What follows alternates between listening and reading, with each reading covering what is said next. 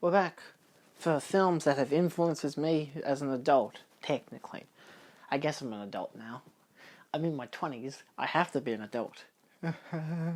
Anyway, so this video is a follow-up to my previous video where I talked about films that influenced me before the age of 15, or childhood, as I probably titled it. So now I'm kind of talking about films that have influenced me post-2016.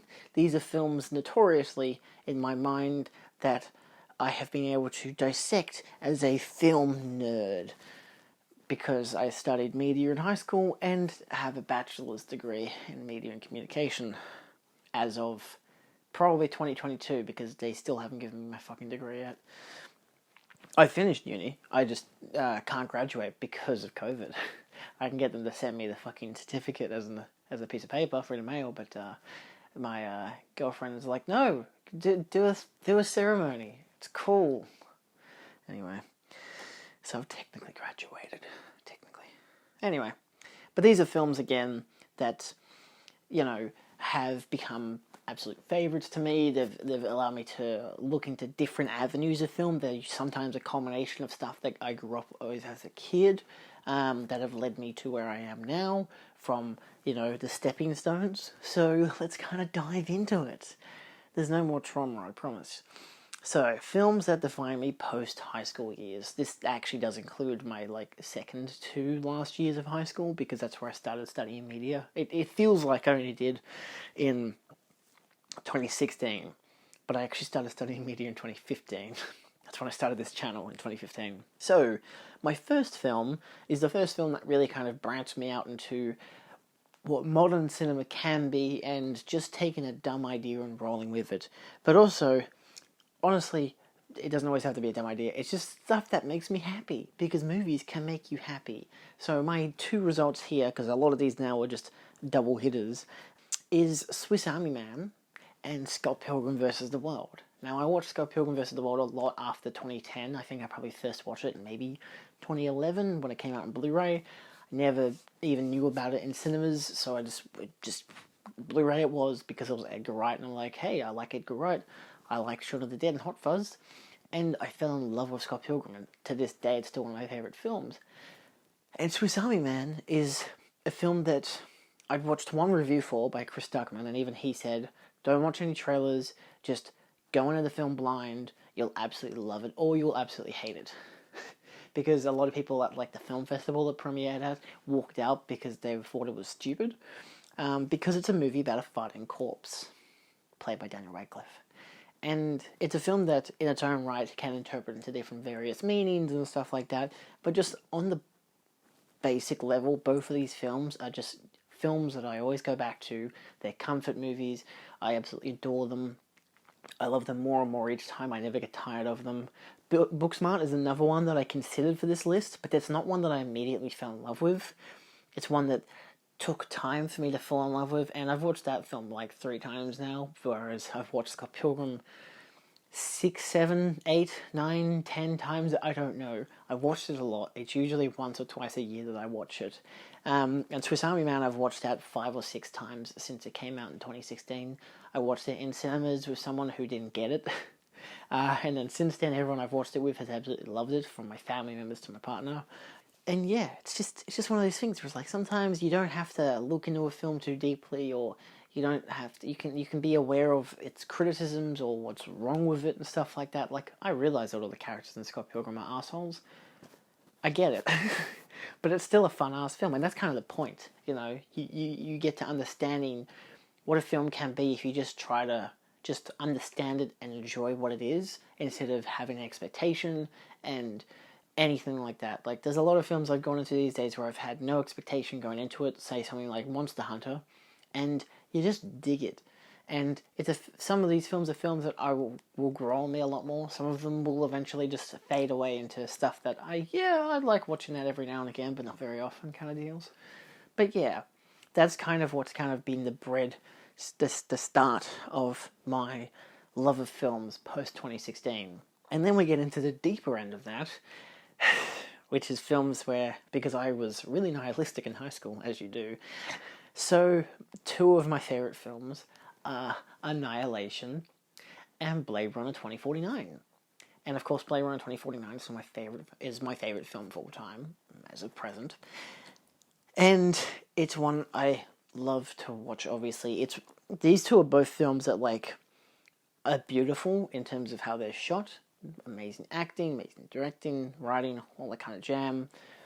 But then they've also got, like, a lot of philosophical levels to it. You know, there's a lot that you can meditate on, whether it's the atmosphere of the film, whether it's what's actually happening, whether it's, like, the subtext, the context, what you can interpret from it.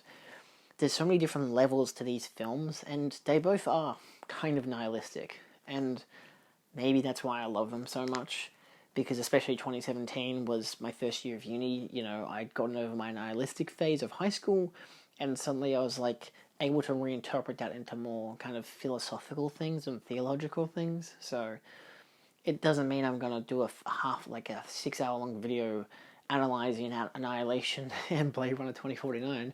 No, fuck that. I'm just gonna sit down and enjoy those movies, and that's the end of it. Next up we have, and this is going to be a trend, horror, but a specific category, fun horror. Evil Dead 2, again, one of my all-time favourite films, and Jason Lives. Not the best Friday the 13th film, that would be the final chapter, but Jason Lives has a comedic element to it because it's kind of a bit meta. And these are just films that are just purely fun. They're so fun to watch. Like, I just rewatched Jason Lives the other night on a Discord call with friends, and it was so fun to watch it. I still think the final chapter is the better film. I even had watched that pretty recently. I think I'd shown my girlfriend them last year, and the final chapter definitely stood out to me as the best of all the films. But it's just that kind of thing. Same with Evil Dead 2 and even The Evil Dead and stuff like that. Sam Raimi as a whole. Like, just finding the fun nature out of whether they're intended to be fun or whether they're intended to be horrifying horror films. These could be comedic in nature, you know. Again, these two films are perfectly comedic in nature, but are still trying to be horror films at the same time, to different degrees, of course, and with different elements. One has demonic possession and, you know, is directed by Sam Raimi and has Bruce Campbell. The other one is a Friday the 13th film. So, yeah, I don't know, it's just fun. I just like those kind of films. So this is where I've kind of hit my stride of, these are the films I really jive with. I really like these ones. The next one I have is abstract / surrealism. You know, it's a film that could either be taking a simple idea into a, you know, uncommon direction, or just is something that's completely bizarre and different to the kind of film the common audience is used to. This, an example, would be The Lobster, which kind of broke me into this. It was like a first layer kind of absurd, abstract kind of film where it's still, like, in its own right, like a romantic comedy, but it's kind of weird, and it has some weird elements to it, and it's just hilarious, and I love it. And it's kind of like two different films in one as well, which makes it even more interesting to me. But the other one is, of course, Eraserhead, which is one of my... these are all a lot of pretty much my favourite films. They're not all my favourite films in this list, but a lot of them are.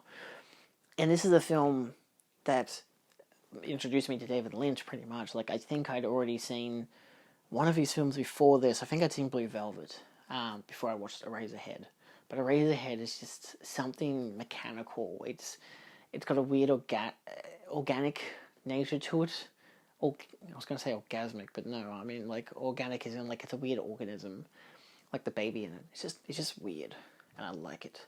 It has an atmosphere that's unbreakable. It's just very weird, and I like it. It's something weird, and I like it. And I'm going to say that again, because it's something weird, and I like it. Next up, we have, these are kind of character and dialogue-based films. Romantic comedies, maybe, just stuff that really explores character and the impact that people can have on each other and their surroundings, kind of.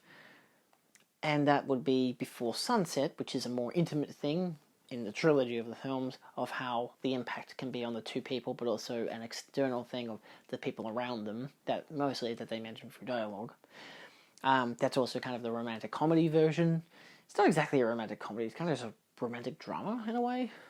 I don't know, it's interesting.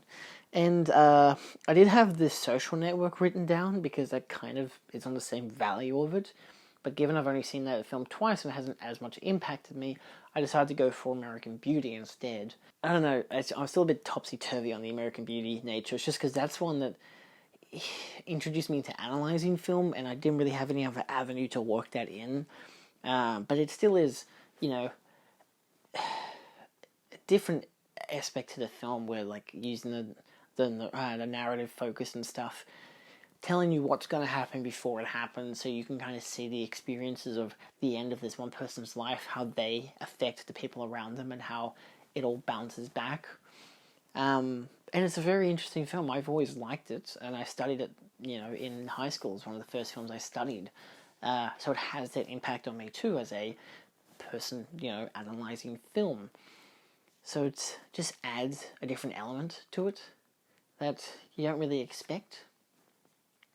Still, they're kind of two very different films, aren't they? American Beauty and Before Sunset. I know I could have gone Before Sunrise, but Before Sunset I prefer of the trilogy. It's my favourite of the trilogy, the Before trilogy, that is. But also it has the element of how each of these characters kind of have affected each other 9 years from seeing each other, kind of deal. The next one I have is visually expressive films. Now, I could have gone with anything. Absolutely anything. I probably still would have maybe even gone with something that was animated. But instead I decided to go with something that, for me, has always been one that I've loved for the past 3 to 4 years now. And that is Suspiria. And this is a cult classic. A lot of people absolutely adore this film. And for me, this film helped me break into cult horror, as well as giallo horror, spaghetti horror.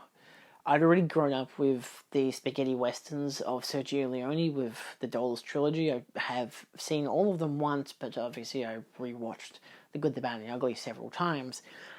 But it never really got me into watching more westerns or more Italian films. I never really even knew it was a spaghetti western. Like, I didn't really get what that was until later into high school. There isn't really much of that you can find these days. A lot of it is a lot easier to find because of stuff like Arrow Video and Synapse and stuff, where they've done remasters of these classic, giallo horrors and stuff like that. Just, Italian films that are set mostly in America with mostly American cast that are dubbed and all this kind of elements to them. Like, there's a lot of layers that go into them. But for me, there's Suspiria led me into all these different avenues. I've watched stuff like Argento films. I've got a collection of Mario Bava films. I'm starting to collect and watch Lucio Fulci films. Shockingly, even after watching Zombie 2, I've bought 2 more films, and I want to see how that kind of develops, because I want to give each kind of creative mind a chance. I love Suspiria, but that film was very different to his earlier films, Argento's earlier films. I had watched Inferno as well after watching Suspiria, but then I went to Deep Red, and Deep Red's very different. And then, of course, there's Bird of the Crystal Plumage, and there's the Cat O' Tails, and they're all, those ones are much more similar to Deep Red, but still vastly different to Suspiria, so, even that bounces into its own avenue, where I've gone back in time to see where this one creator has come from, and then forward in time to see where they've gotten to. And yeah, next up we have classic horror, because I always wanted to have an appreciation for classic horror and for the black and white films, whether this be film noir, just old romantic comedies, Philadelphia Story kind of stuff. But I wanted to go to the roots of where it kind of started for me. Now, I grew up with stuff like, say, Casablanca, and even some classic noirs, and even some of the original Universal Monster movies. But I think it was about 2016, 2017 period, I started rewatching all the Universal Monster movies, because I had all of them on DVD except for The Invisible Man and Creature from the Black Lagoon. So I started with, in chronological order, and once I hit the peak, Bride of Frankenstein, I kept going. I wanted to see what else they'd done, And Creature from the Black Lagoon, these are my 2 films for this part, is my favourite monster, not my favourite film though. It's just interesting, kind of in an aspect of classic horror, to see where horror has come from to where it's gotten to.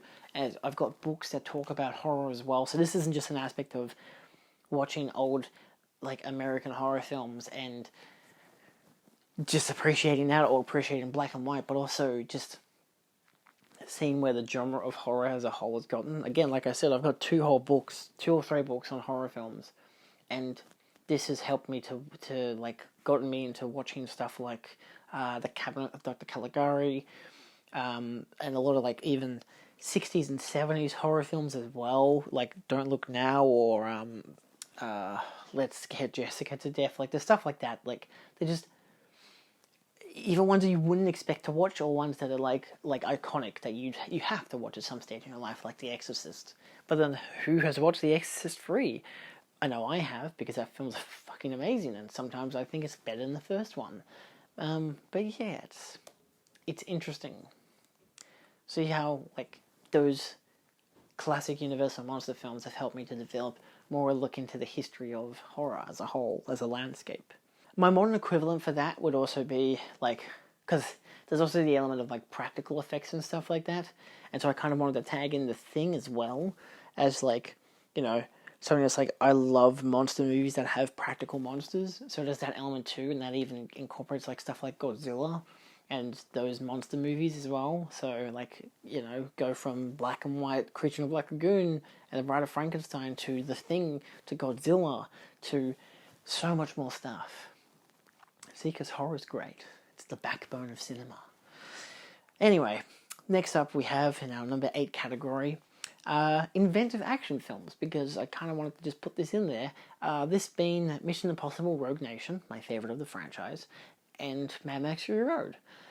Because it's interesting to watch action films. I wanted to put in a lot of Jackie Chan films here, but it's hard to pin down a favourite. Like, something like Police Story 1 and 2 are fantastic, but then you've also got Project A and Project A Part 2. You've got they're all there. Like, what else do I have? Drunken Master, Dragons Forever. Actually, I think Dragons Forever might be a favourite. I think Dragons Forever might be my favourite Jackie Chan film. That one's really good. Like, it's superbly good. But yeah, there's that, and probably Police Story 2. Just fantastic films. But I grew up with a lot of action films, Speed, for example, but then there's, like, stuff like Rocky and whatever.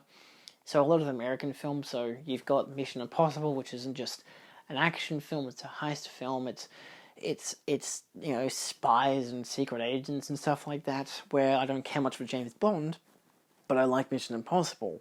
And then you've got Mad Max, which is like, there is a post-apocalyptic nature, but it's also just the elements of how they're making action films, like how they've filmed it. So this also evolves into John Wick, and again, Jackie Chan, like the way they've used martial arts, the way they've filmed it, the way they've choreographed it, the gun fu, as they call it, for John Wick and stuff like that. There's just action itself as a genre, just, it's exploded, It's such an interesting thing to look at the different styles. Like, I mean, I even grew up with Bruce Lee and, the Rush Hour films. So it's, it's interesting to see where I've started and how I've gotten to, in terms of action films. I probably would have put in John Wick instead of Mission Impossible 5, but I don't know. Again, they all cascade off each other like a domino effect. You start with one, just keeps on going. I mean, there's shit like The Terminator as well, but like, there's so much. I'm just gonna keep referencing films, but there's no point to get the idea. The next part I have is a very weird dichotomy. This is non-English films that have, like, rich character and themes, like artistic natures in many, many measures. And this is Shin Godzilla and Portrait of a Lady on Fire. Now, Portrait of a Lady on Fire is more of a combination of what I've come to from watching a whole bunch of foreign films. I say foreign, it's just non-English speaking films. And Godzilla is, like, also that, because they're both, it's French and Japanese cinema, two of my favorite cinemas that aren't, English. Because I know that British cinema is, and American cinema and Australian cinema are all vastly different, but still somewhat the same, but still different. But Japanese cinema can have so much rich themes and texture to it, but then it can have something just so crazy, like Tampopo, for example. Whereas, of course, like I mentioned in my previous video, Amélie, probably my favorite French film. Like, I go from that to something like Portrait of a Lady on Fire, and they're so different, but so beautiful nonetheless. It's like this artistic nature that these films can still have. Like, you contrast them to the big budget Marvel fucking movies and American shit like that. But then you got something that's so simple and beautiful, but then also can be so horrifying and like tragic as well. And this is both of these two films can be beautiful and tragic at the same time. So yeah, I know, weird contrast, but similar avenues and where I've come from in terms of that. And then last but not least, this is one I wanted to have in my previous list, because I did watch this as a kid, but it's more of how it's affected me now. And this is very similar to the rest of these, how one film has led to another, to another, to another. But this is a film that has specifically led to specific films, and this is Kill Bill. Alright. Hi, it's edited me without using my lapel. I'm actually scrapping the last film that I referenced. I ended up referencing Kill Bill and talked about how it's a film that was inspired by other films and it has made me go out and watch those other films and whatever. But I'm like, not really. I mean, that was also, like, just the general thing for, Tarantino, but I don't think that has really influenced me as much as something like boutique labels have, say the Criterion Channel, Arrow Video, and whatever. And for that I have to reference a specific film because that one was the first ever of these boutique labels that I really watched, and that was Hausu, or House. I'll have the poster up here. House was the first ever Criterion I watched, which I had watched because I used to watch the Sardonicast podcast and whatever back in 2018. And so, maybe it was 2019. I'm pretty sure it was 2018. And so, because of that, I got that. It taught me about region-free players, and it taught me about, different region codes, and then boutique labels, and so it went from, Criterion to Arrow Video to Eureka Cinema to then even like premium Blu-ray and Steelbook labels and stuff. So it's like it's all kind of cascaded since that film. So the film itself hasn't really inspired me to watch much. I mean, to be fair, I still look at more like absurd kind of Japanese cinema because of Hausu, but that was kind of already inspired by watching shit like Godzilla. So I think it's more interesting to tackle the idea of a film that has allowed me to watch a catalogue of other films, and this literally is what Hausu did. If I hadn't ever watched Hausu, I wouldn't have learned about the Criterion Collection and the channel and just all of that stuff. And I mean, again, this is like 3 years later, and I'm still watching Criterion. I'm still collecting their releases and Arrow Video, and if it wasn't for Hausu, I wouldn't have got those. I wouldn't have sought out the Jackie Chan films, and I think that's a more interesting thing. That one has been like my biggest, I'd say, influence. Like I've had a lot of films that have allowed me to being able to appreciate a film for what the hell the film is, even if the film is arguably terrible by some people or whatever. And that is another thing that has only started influencing me as of pretty much the past year and a half, maybe. Whereas since 2016, pretty much since 2018 with Criterion, that whole boutique label stuff has been more impactful to the kind of cinema I've watched now. So my taste has evolved ever so much because of that. So I know this isn't how I would have wanted to film this in the video, but yeah, I don't know, I was just editing that whole clip and I'm just like, no, I wasn't overly comfortable even talking about, like, it didn't seem like a great idea at the time. I was like, I kind of want to just reference Kill Bill, but I'm like, yeah, but I was pulling out at straws. But Hausu, on the other hand, that's a film that did something graceful in terms of how it was produced and how I was able to receive it because of the Criterion Collection. So yeah, And now to the outro, which was still filmed in the theatre room. Bye. Anyway, that's pretty much it.